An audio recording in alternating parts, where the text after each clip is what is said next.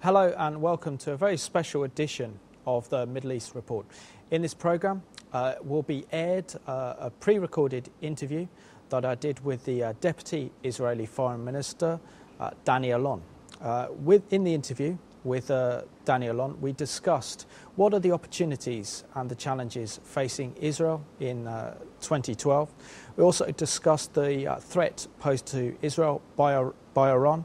And also we looked at what are the prospects for the Middle East and the chance for peace this year. We also discussed the status of Jerusalem and the continued importance of the Jewish-Israel-Christian relationship.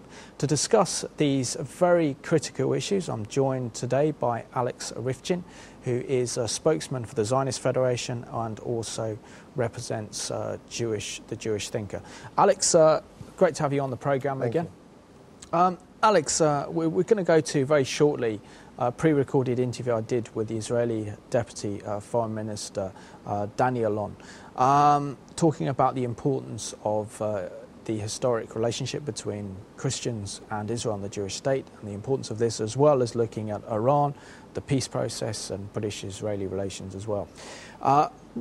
What, in your opinion, is it so vital that the Israelis have spokesmen of Danny Ayalon's nature to talk in front of the media and to give interviews? I think it's very, very important. We see today an age of great misinformation. Israel being attacked on many fronts. It's no longer just a war of armed conflict or terrorism. It's a war fought over the airwaves, on TV, on the internet. So to have people like Danny Ayalon who are capable of articulating the case for Israel so well and have such a very pragmatic approach to the key issues, I think it's very, very important. And what the Deputy Foreign Minister has done, I think, particularly well, has been to use social networking sites, YouTube, to connect with people at a real sort of grassroots level.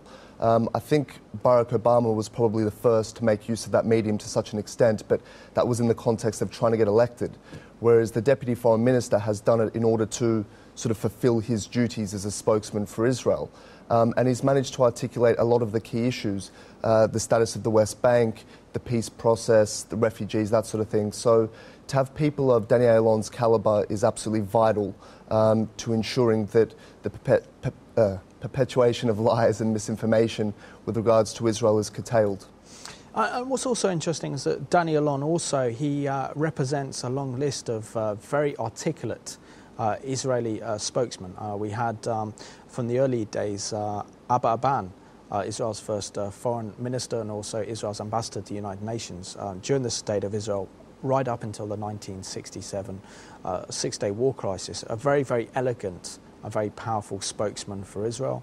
The current Israeli Prime Minister, Benjamin Netanyahu, is a fantastic communicator, which is really what Israel needs, is people that can speak up on her behalf to communicate Israel's message of peace to the world.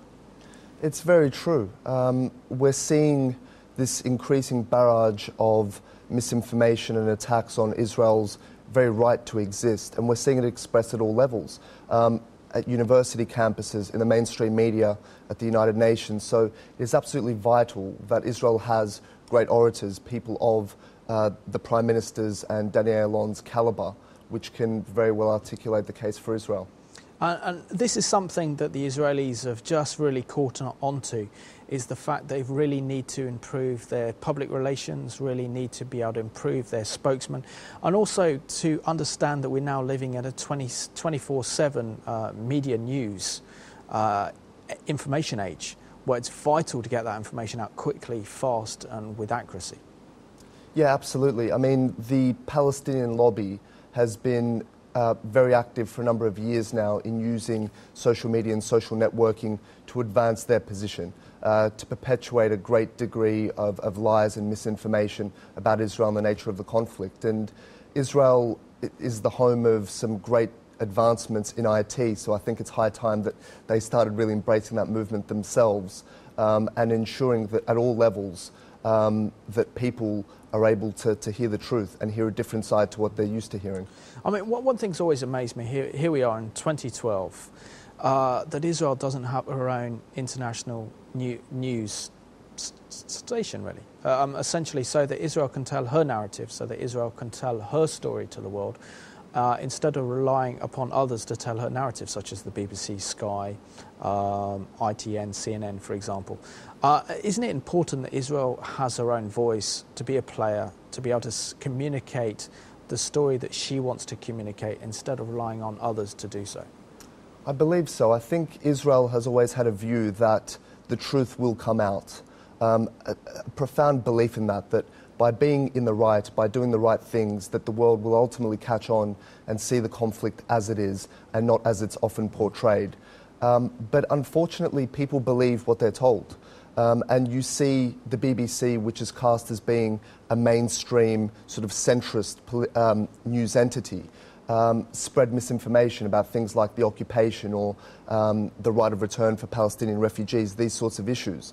And it's not enough that Israel relies on and hopes that the truth will ultimately come out and then people will see it. It needs to be very aggressive and very active in advocating it, because certainly the enemies of Israel are very determined in what they do. And isn't one of the major problems with news, and this is why I'm so privileged to have the Middle East report, is that news is no longer placed in context. So just say there's a bit of violence between the Israelis and the Palestinians, you have the whole world media focus on this one incident that's happened, and the trouble is that news then is not placed in context, also not given historical context. What are the factors that led up to this? Why has this happened? And why is this happening now? You just said, this is the reporting, and much of the time it's editorialising to make Israel look like she's the aggressor and she's the one at fault. It's very true. The mainstream media, they have a certain angle which they seek to play up at every opportunity. So anytime there is a Palestinian death, whether it be a militant or civilian, in the vast majority of cases it is a militant, it is a terrorist. But the BBC and mainstream media in general will always focus on the death of a Palestinian rather than what brought about that set of circumstances. The fact that there's relentless rocket barrages coming from Gaza, that doesn't make the news here. It doesn't really make the news anywhere outside of Israel anymore. And so, as you said, when we hear about a Palestinian death, people just accept that this is an act of Israeli aggression, but they don't understand the context. They don't understand the fact of Israel's unilateral withdrawal from Gaza, the uprooting of Jewish life, of ancient Jewish communities there, and the handing over of that territory to Palestinian control. And that what that resulted in was not, a vibrant Singapore, which could have emerged, but a large training camp for terrorists with relentless rocket attacks on Israeli communities in the south. But people don't understand that context. They don't have that context. All they hear over and over again is occupation, occupation, occupation, settlements, pre-67 borders, and that really does lead to this very negative public perception of Israel, and that's something which Israel has to try and overcome. But isn't also one of the problems that Israel has is she doesn't really have a single message. You have the Prime Minister's office saying one thing, the Ministry of Foreign Affairs saying another cabinet minister saying something else. So you don't have a coordinated message and a coordinated strategy. So it can end up being very confusing, the situation if something breaks out. And then you've got the bureaucracy of everything going through the IDF spokesman's unit in order to get passed to given to journalists. I think in recent years, Israeli PR has become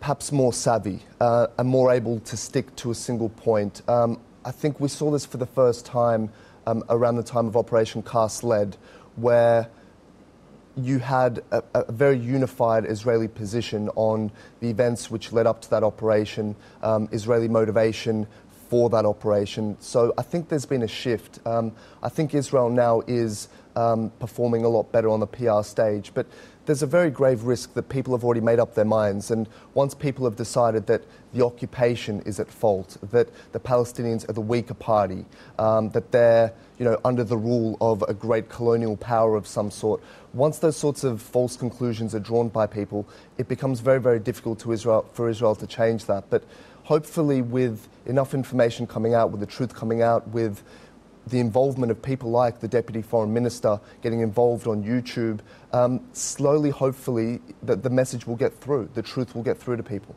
We now have the interview that I did previously with Israel's Deputy Foreign Minister, Ayalon.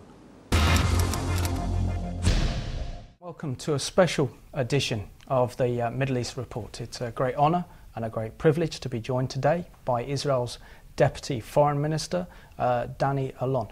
Danny, hello and welcome to the Middle East Report. Good to be here with you, Simon. Thank you. And it's a wonderful honour and a privilege on behalf of Revelation TV to have an interview with yourself. Can you tell our viewers how you got involved in Israeli diplomacy and what are the challenges being Israel's Deputy Foreign Minister?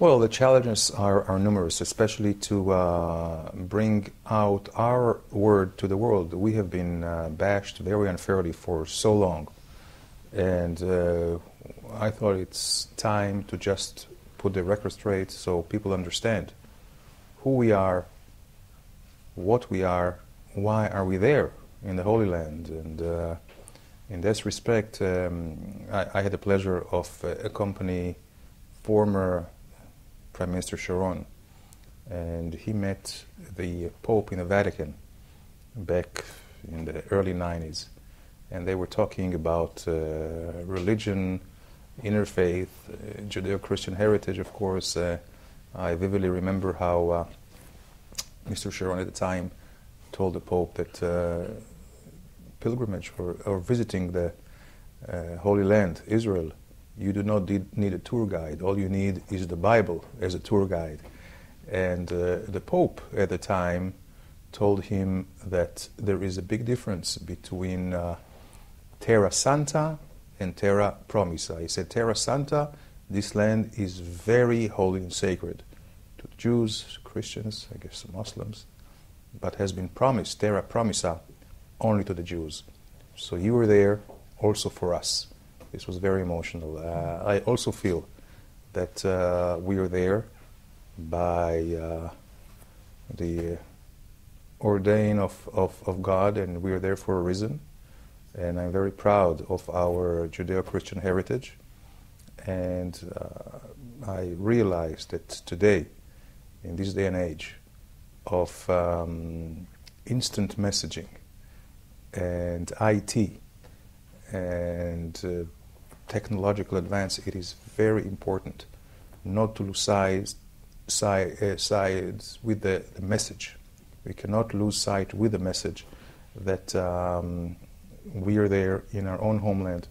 We should not be apologetic for being who we are and for what we do. And in many ways we believe that they are there. We are there in the trenches for all of the Judeo-Christian world. And how important is it, the evangelical support for Israel and the Jewish people at this crucial period of world history? Oh, this is very tremendous. First of all, Christian support strengthened our faith and our stamina, and we're very privileged to have this friendship, this alliance, this support. As my Christian friends tell me, you are there also for us. If God forbid your security or well-being is compromised, all of our standing in the world and security everywhere we are is compromised. So this support that we get from Christians really strengthens us, really gives us much more power and motivation to be there for the glory of our God. I say amen to that. And Danny, what are the challenges facing Israel in 2012? I would say the main challenge is this political attack from the Palestinians and their allies, unfortunately, on Israel, to try and delegitimize Israel, to try to ostracize Israel, to make it a pariah state. And since they have not succeeded in their military campaign, nor in their economic boycott against us, not even in terrorism against us, as we always prevailed, they turn now to a field which seemingly they have some kind of an advantage, which is the political warfare and legal warfare, by using the automatic majority that they do have in the United Nations and in the international organizations. We have to remember that the Arab League countries count 22 states.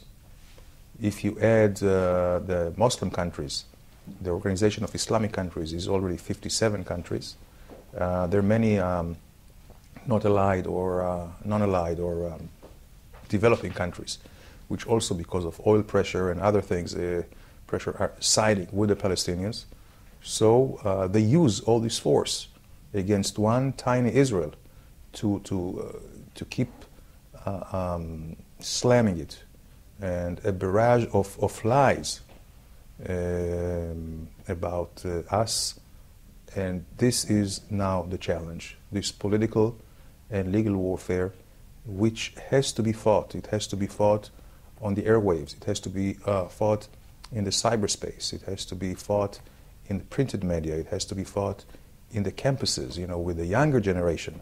We are determined to do it, although we are outnumbered, although it's an uphill battle. The truth will prevail, the truth will shine, the truth will come out. And again, this friendship that we have from the Christians is just invaluable. Why is it that here we are in 2012 that the Jewish state's been established since 1948? Re-established, yes. Exactly.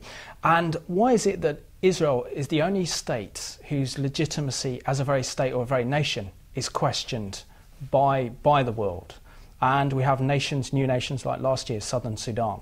I think it's the latest addition to the family of nations. So why is it that Israel is treated differently from the rest of the world? This is because the conflict that we have, namely with the Palestinians, is not a conflict about territory. Had it been a territorial conflict, it would have been solved long ago, as there were far-reaching generous offers by various Israeli governments to the Palestinians. Unfortunately, they and also very negative, fanatic Islamist forces in the Middle East and also in other areas do not want to see a non-Muslim country in the Middle East, which is quite disappointing and quite dangerous, because there is this strain of Islam which does not believe in coexistence, not in tolerance. They do not respect minorities, nor do they respect somebody who's different than them. So what they do to support their aggressiveness is twisting and distorting history by negating everything that the Bible tells us, by negating everything that history tells us, which is also concretely proven by all the archaeological artifacts that we find in Jerusalem, in the city of David, in the Moriah and the Zion Mountains, in the Galilee, everywhere else. So it's a battle. It's a battle, maybe even a battle of between civilizations. But we have to understand, we must stand for our rights, because if the extreme Islamists will have their way in the Middle East, then the entire globe will be prey at their feet. I mean, we saw last year in terms of the peace process, we had the Palestinian Declaration of Independence of the United Nations. How did the world not condemn the Palestinians? Primarily because it was a government of national unity between Fatah and Hamas. As we know that in the Covenant Charter on Hamas, they call for the destruction of Israel, but also the genocide of the Jewish people. How do they have international legitimacy, and why should Israel be pressured to concede territory when the region is so volatile and so dangerous that a peace could be here today but gone tomorrow? Unfortunately, there is a lot of cynicism, I would say hypocrisy, on the international scene. And again, it has to do with these numbers of Islamic countries and those non-aligned or developing countries which very much are dependent upon Arab or Islamic oil. So if you look at today at the composition of the United Nations, out of 193 member states, more than half are not democratic and are under pressure by the Arabs or by some extreme Muslims. And this is the reason why they can do whatever they want, actually turning the entire international community, especially the UN, into a rubber stamp to their own vagaries and their own will. I think this is dangerous. I think this is a discredit to the international community and the United Nations. But we have to, of course, stand our ground. And so long as we have great friends and allies in the Western societies, as long as we have our greatest support from our Christian friends, we will prevail and not only survive, but will thrive. You will. We believe that very strongly. I want to talk to you now about the most pressing foreign policy issue of our generation, and that's Iran. As we know from the IAEA report that Iran is very close to developing nuclear weapons. Not only that, they are the world's leading sponsor of international terrorism. Has the war already started with Iran, as we've seen the assassination of one of their scientists? The second, 4 scientists have been killed now in 4 years. We've seen an explosion at the Iranian Revolutionary Guard's main missile base last year. And has that war already started? Also the Cynex computer virus, which disabled their nuclear weapons. Why is it so imperative that the Western world defeat Iran's nuclear weapons program? It is very imperative because our survival and future is concerned, and that relates to the entire international community, because the marriage or the potential marriage of nuclear capabilities with fanaticism, with a regime which is bent on destruction of anybody which is not a radical Muslim as they are, like the Ayatollahs of Iran, of course we understand the implications. We're talking about a regime which has threatened already to annihilate other countries, Israel, for example, and by having these capabilities, they may be even further more aggressive in terms of terrorism, in terms of agitation, in terms of really negative political influence throughout the Middle East, but also far beyond the Middle East, whether in Latin America or in Africa. Their fingerprints are very, very evident all across the universe in a very adverse way. Also, I think from an sheer economic point of view, a nuclear Iran will be able to control oil flow and oil prices, which could really grind the entire economy of the world into a halt. Iran, the Ayatollahs of Iran, have global ambitions to make the world Islamic as they are. They say it, they act like it. This is why we certainly, the civilized world, cannot tolerate a nuclear Iran. I mean, you serve at the highest level of international diplomacy. Is there the political will from the United States, from the European Union, from Britain to deal with this Iranian threat? Because surely if Iran gets nuclear weapons, they'll preserve their state, support groups like Hezbollah, even Al-Qaeda, to carry out more audacious and daring attacks and lead to a proliferation of nuclear weapons in the region. Surely President Obama should realise that this is the most pressing, most dangerous issue on his table today.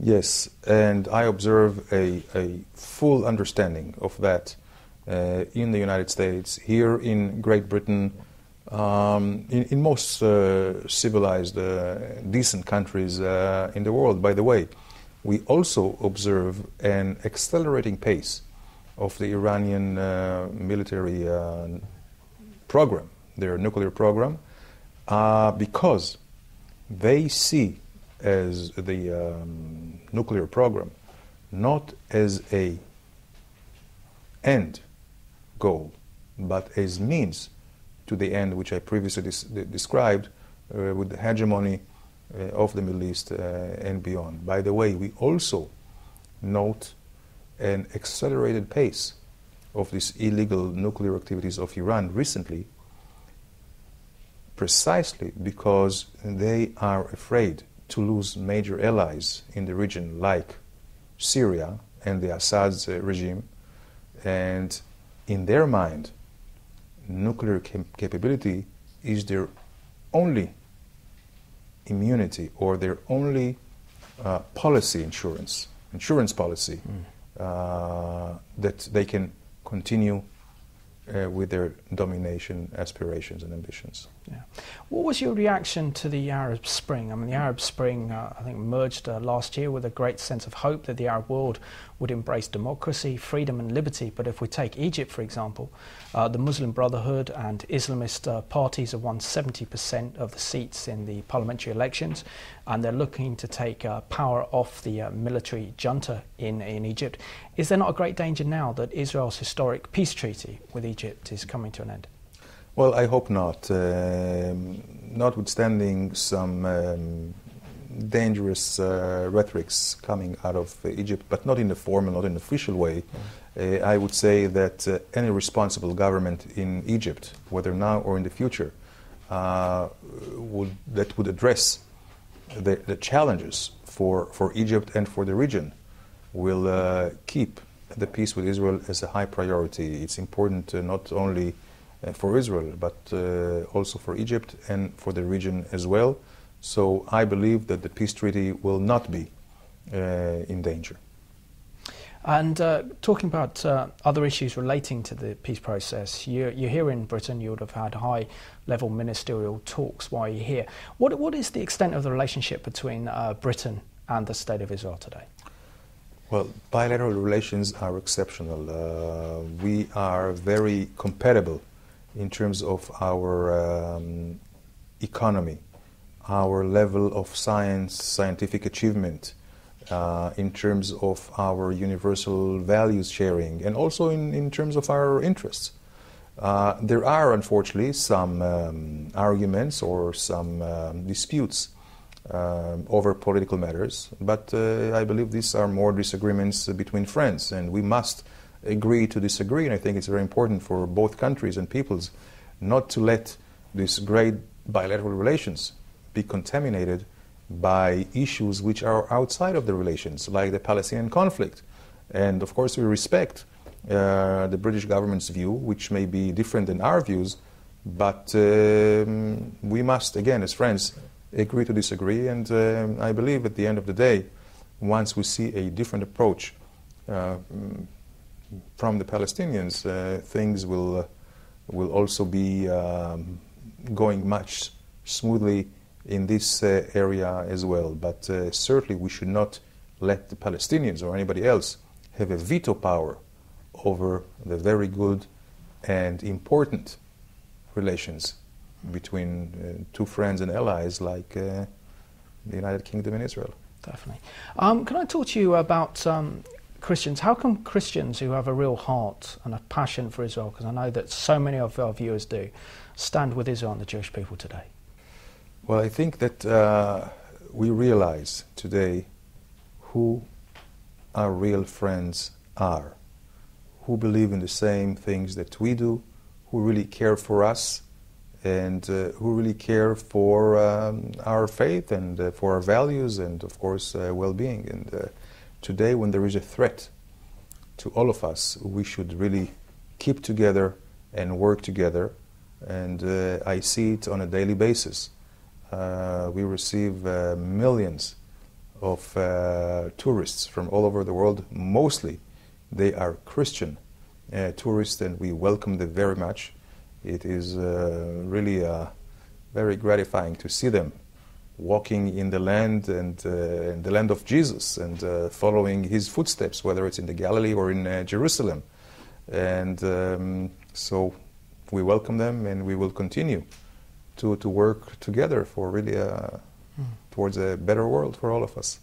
And as a Jew, Danny, an observant Jew, what does Jerusalem symbolise and mean to you as a fantastic eternal city of God?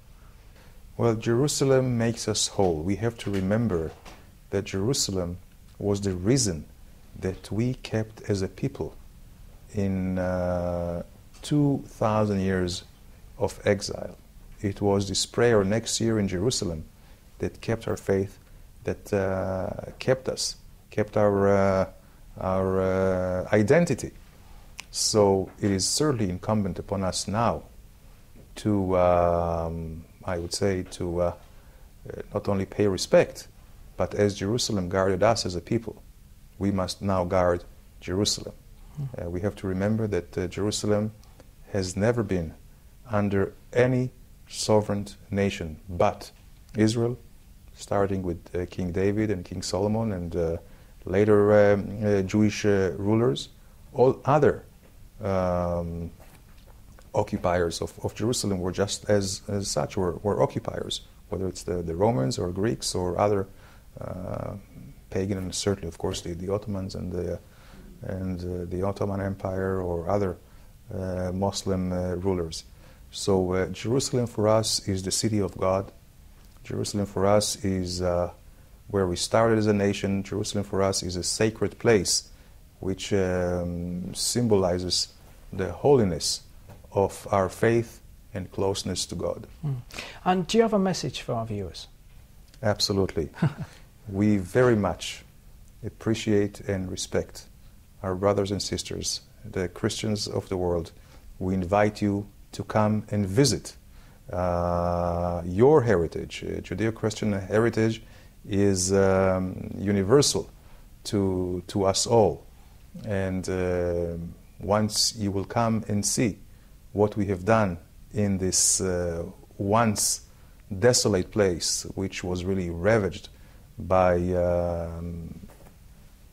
many occupiers, where you see where it is now, I think you will be proud, and you will feel also closeness to God right there in the Holy Land.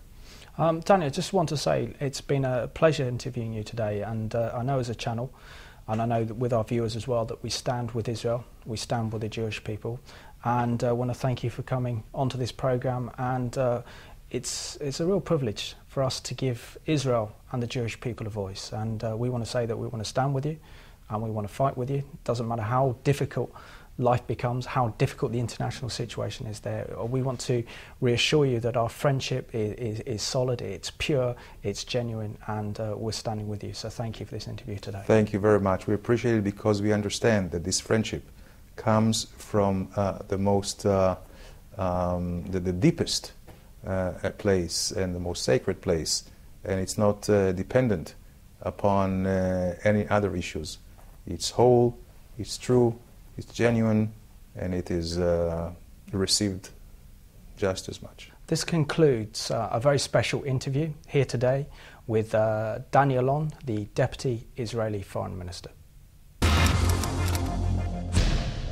That was an interview that I did previously with Israel's Deputy Foreign Minister Ayalon. Alex, we saw there the interview with the Israeli Deputy Foreign Minister, Ayalon, and he raised some very, very important issues. One thing he really talked about was the importance of the Jewish-Christian relationship and Christian support for Israel. Is it that the situation around the world, Israel's isolation, the delegitimization of Israel, that the Israeli government and the Israeli people are beginning to realise what such strong support they get from the Christian community? Yeah, I think Israel is acutely aware of the importance of their Christian friends and Christian cooperation to the survival of Israel, and to also the spreading of truth, of a different message to what people tend to hear in the mainstream media. Israel is under attack, and it needs its help, it needs its allies, it needs its friends, and certainly the Christians, because of that deeply rooted tradition, because of that common morality with the Jewish people, that Judeo-Christian heritage, a belief in the Torah. These are the sorts of things which bind us together. And at a time when Israel, as you said, is facing this increasing isolation and delegitimization, I think the people of Israel understand how vital the Christian community is to it.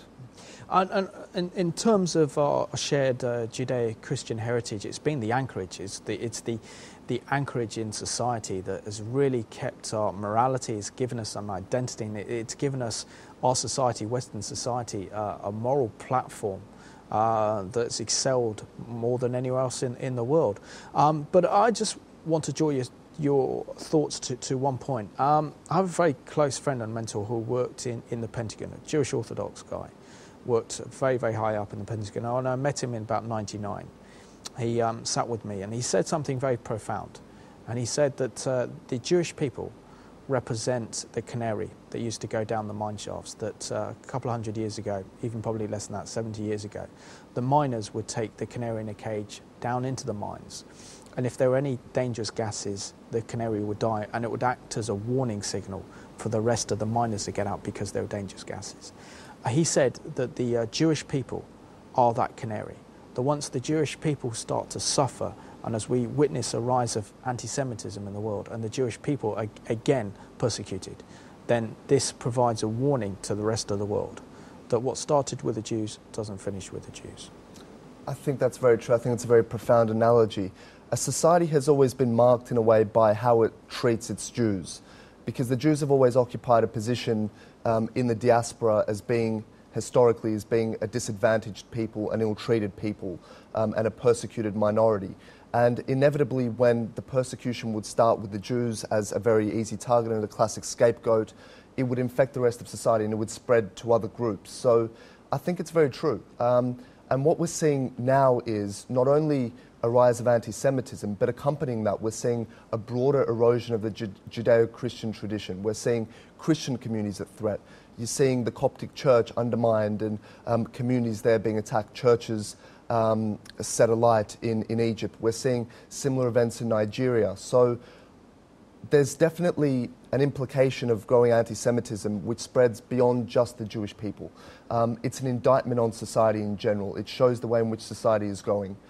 So I think it's something which must be combated by all of society. It's not merely a Jewish problem. Yeah, and having done some programs to remember the Shoah, the Holocaust, and had the privilege of interviewing a fantastic Jewish survivor called Jack Kagan this year at the Imperial War Museum, what becomes very, very prevalent is this whole concept that the world, the United Nations then after it was established, the international community vowed never, never, never again.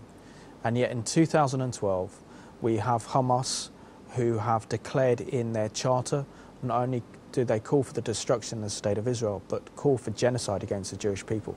We have Hezbollah who oppose with 40,000 rockets poised at Tel Aviv and Israeli cities. And the head of Hezbollah, Nasrallah, calling for the destruction of the State of Israel. We see the Iranian president, Ahmadinejad, constantly repeating his calls to see Israel wiped off the face of the earth, which is essentially incitement to genocide. Has the world learned nothing from the horrors of what the Nazis did in wiping out 6 million Jews out of possible 8 million Jews across the whole continent of Europe? I think it was Aldous Huxley, the great British novelist, who said that one of the greatest lessons of history is that we don't learn the lessons of history.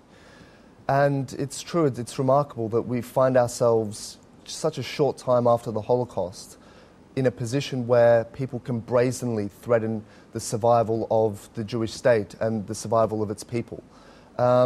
It's a remarkable set of events that we've let it get to this point. It's very easy after the Holocaust to say never again, but it takes genuine courage to stand up, to identify a new threat and to challenge it. And the world, in appeasing Iran, in allowing their nuclear program to get to the state where it is now, I think it's shameful, nothing short of it. I mean, it's been since at least 2002 that Israel has been telling the world of Iran's nuclear ambitions. Since at least 2004, Iran has done very little to deny its nuclear program. And yet we've let it get to this point. The international community has let it happen, and only now are we seeing meaningful sanctions introduced and steps implemented to stop Iran. So to allow so short after the Holocaust, to allow the Jewish people and the Jewish state to be threatened in the way that it is, I think it's a massive indictment on the international community.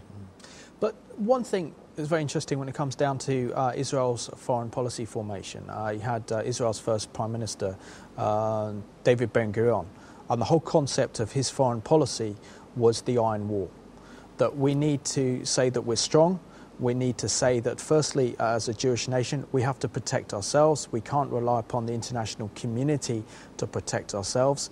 And so, therefore, if we're in trouble, then we'll face that trouble alone. But life's become a lot more complicated. We talked in the beginning of the interview about the media and the media spotlight and focus. And yet it seems as if the drums for war are starting in the Middle East, particularly with Iran, as Iran already this year has threatened to close the Straits of Hormuz, which in itself is a declaration of war, their continued sponsorship of international terrorism and their pursuit of nuclear weapons. Also, it's also noted this is just not an Israel problem. The Arab world are very, very concerned and alarmed about Iran's within the region. Could we see Arab-Israeli alliance working together against the Iranian nuclear threat? I hope so, and there's no reason why we shouldn't have that, because as you said, the threat to Israel, or the broader threats of a nuclear Iran are not confined to Israel, it's a global issue.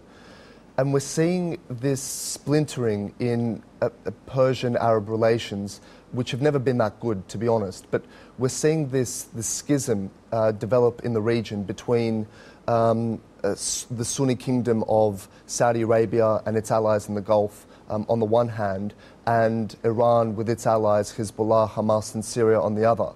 And how that's going to play out, no one really knows. But what we do know is that the implications of a nuclear Iran on that emerging Cold War and on the region in general and the world in general are so grave and so severe that they can't be tolerated. As you said, just recently, Iran has threatened to blockade the Straits of Hormuz, which would have massive consequences on the flow of the most important strategic resource in the world. You have Iran calling for the destruction of Israel. You have Iran using its proxies, Syria, Hezbollah and Hamas, to incite war, to draw the region into a regional war. So how things will develop, nobody knows. But one thing which we do know for sure is that we cannot allow this belligerent, murderous regime to acquire the deadliest weapon known to man. That is just a catastrophe which cannot be allowed to happen. And when we saw in the interview earlier, I was interviewing Danny Ayalon. He was talking about the threat posed to Israel of the Camp David Accords, the peace treaty between Israel and Egypt that has lasted since 1979. And the fact is now that the Muslim Brotherhood and their Islamist parties look to have actually secured 70% of the seats in the new Egyptian parliament. And now they're trying to wrestle power away from the military junta in order to have full power in Egypt. Isn't there a great danger that what we're seeing really is the Islamization of the Arab world and the collapse of regimes, as we saw in Egypt, with possibly the collapse of the Jordanian government, the Hashemites, leading to really a renaissance of Islamic extremism in the Middle East, that Israel's going to be strategically encircled? Yeah, what we're seeing is very troubling, and Israel, like the rest of the world, watches on with great anticipation to see what happens. You've seen the fall of these dictatorships, which have been there for generations, and the question is, what will emerge in its place? Now, the Arab Spring and events in Egypt and throughout North Africa and the Middle East, these aren't driven by any sort of relationship with Israel. They have no connection with Israel. It's about a basic yearning for freedom, for the sorts of rights that you and I take for granted here. And these people are entitled to it. People have the right to choose who governs them. But isn't there a great danger here that so many, particularly if I take Egypt, for example, and you had millions demonstrating on the streets of Cairo. They gathered at Tahrir Square to defy the military, to defy President Mubarak because they wanted freedom. And now because the Islamist parties are the ones that are most organised and most effective, they're the ones that are enhancing what essentially started off as a movement to create democracy and freedom and economic empowerment on the individual themselves is being taken away from them. And instead what they've gotten is the extreme Islamist government of the nature of the Muslim Brotherhood. Yeah, I mean, this is exactly what's happening. You have the Arab Spring motivated by a desire for openness, to join the international community, to enjoy freedoms that the rest of the world has, It's no coincidence that social networking, which is the profound means of connection today, was so vital to the Arab Spring. But what you're seeing in these elections is people choosing these repressive new regimes, which will effectively take them back to the 8th century. And if they allow themselves to be governed by Islamists, by Salafists, then ultimately what will happen is there will be a withdrawal of foreign aid, foreign investment, tourism, and everything which they sought to achieve through the Arab Spring would have come to naught. Yeah. And then you probably got the prospects of new revolutions in the future. Yeah. But more oppressive. But also what's very, very troubling is the end of Israel's peace treaty with Egypt that's lasted since 1979, that Israel would have to worry about her southern border, would have to worry about her border with Gaza, have to worry about her northern border with Hezbollah, and also with the Palestinians themselves. And that Israel's being pressurised by the international community to make huge concessions for peace, to establish a Palestinian state. But if Israel signs an agreement today with the Palestinian President Abbas, who's to say that he's not overthrown by Hamas in a couple of months? And then right on Israel's border, you have a Hamas terrorist entity that decides to fire Katyusha rockets all over Israel. Yeah. I mean, Israel has been in support of the creation of a Palestinian state since the creation of Israel and before. Israel accepted partition plans in 1937 following the Peel Commission. It accepted UN partition in 1947.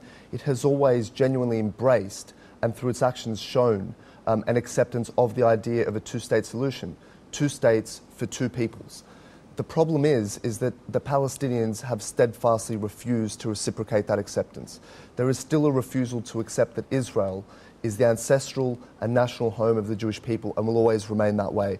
We've seen since Haj Amin al-Husseini through to Yasser Arafat and Mahmoud Abbas now, we've seen one thing said in English to appease the international community, and we've seen an entirely different thing said in Arabic to their own people. We see a different thing preached in mosques, taught in schools, on their television. We're seeing this indoctrination of the next generation. They're being told that they must treat Haifa in the same way that they would treat Hebron, Beit Hanun to be treated in the same way as Ashkelon, that there is no difference between Israel and the Palestinian territories. It's all Palestinian land to be liberated. And this is the barrier to peace. This is why we have no peace. And until there's a genuine acceptance that Israel is once again the homeland of the Jewish people and will remain forevermore the homeland of the Jewish people, there can be no peace. So we're really saying here, really, that the whole Middle East peace process is just nothing but a Trojan horse. That the Palestinian leadership, whether it's Fatah or whether it's Hamas, want to see the destruction of Israel. In terms of Islamic laws, considered Waqf, holy Islamic territory, and that every inch of that land will be fought. So if Israel then concedes and says, you know what, unilaterally we're going to withdraw from Judea, Samaria, or the West Bank, allow the creation of a Palestinian state, it would still be at war. But the international community, the British Foreign Office, the British government, the European Union, the Americans believe that if the Palestinians have their own state, that's the end of the conflict. But surely this will be only the start of the conflict. Well, if unilateral disengagement were to reap the sorts of results that the world is expecting, then surely Israel's withdrawal from Gaza would have met with some sort of peace there, rather than endless barrages of rocket attacks. What we're seeing is not... We've seen some perhaps recession in violence from the Palestinians. We've seen a decline in terrorism, largely through efforts of security and counterintelligence by the Israelis. But that has suggested to the world that the Palestinians are somehow ready for statehood, that they're willing to embrace diplomacy as opposed to terror. In fact, it's nothing of the sort. The Palestinians have merely broadened their war against Israel. It's no longer just armed conflict and terrorism. It's now lawfare. It's now cyber attacks. It's now calls for boycotts, sanctions, these sorts of things. It's now an attempt to flood Israel with the descendants of Palestinian refugees in order to turn Israel into a majority Palestinian state. So we're seeing at the very core this steadfast refusal by the Palestinians to accept Israel's right to exist, and not merely right to exist, but right to exist as the homeland of the Jewish people. That is what's at the core. And people should not be fooled by, grand speeches before the United Nations General Assembly or steps like that. There is still a concerted effort by the Palestinians to displace Israel and replace it with an Arab state. I think we've got about 2 minutes left of the programme, Alex, but why is the world so blind to this? Why are they so blind to the realities that a Palestinian state, as it currently stands, will not bring peace with Israel and the Palestinians, but will actually further inflame the conflict? I think there's such a strong degree of misinformation that people, you can't blame the man on the street for believing what they hear relentlessly, what they hear from the Deputy Prime Minister here, Nick Clegg, when he talks about the occupation as being at the root of the conflict. So I think this is really the main concern for Israel and the main reason why people can't see the truth. It's that endless barrage of misinformation. We're told over and over again that it's the Jewish presence in Judea and Samaria or the West Bank that's responsible for the lack of peace. But if that were true, then it would follow that before 1967 there should have been peace. It would follow that after withdrawing from Gaza there would be peace, but that's not the case.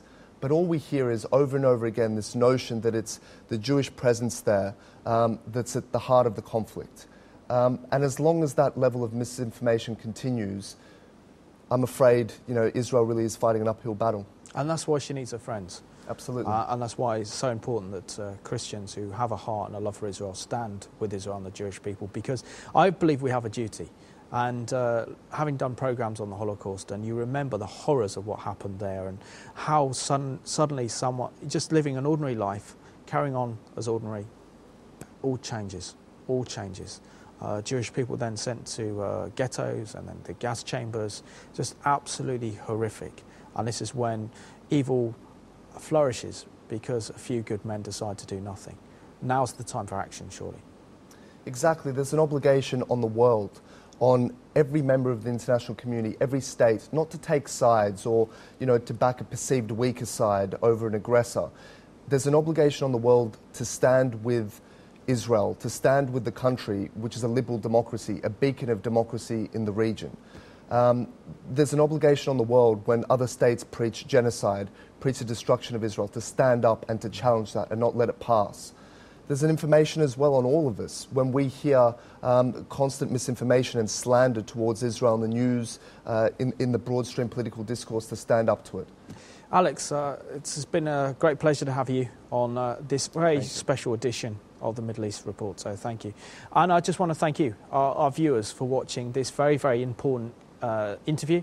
And it's very important because we had Ayalon, the Deputy Israeli Foreign Minister, on this programme discussing the challenges facing Israel in 2012. And I believe it's our responsibility to ensure that we stand with Israel, we stand with the Jewish people, and we ensure that nothing like the Holocaust ever happens again to the Jewish people. And that's why we have to raise our voices, and that's why we need to make a stand for truth, for justice, and for peace.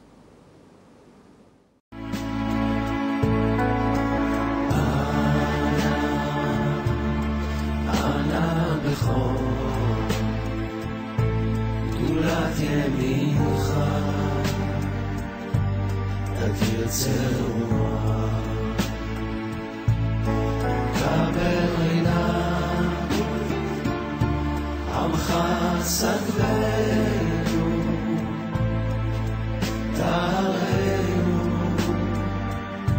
תרנו נורא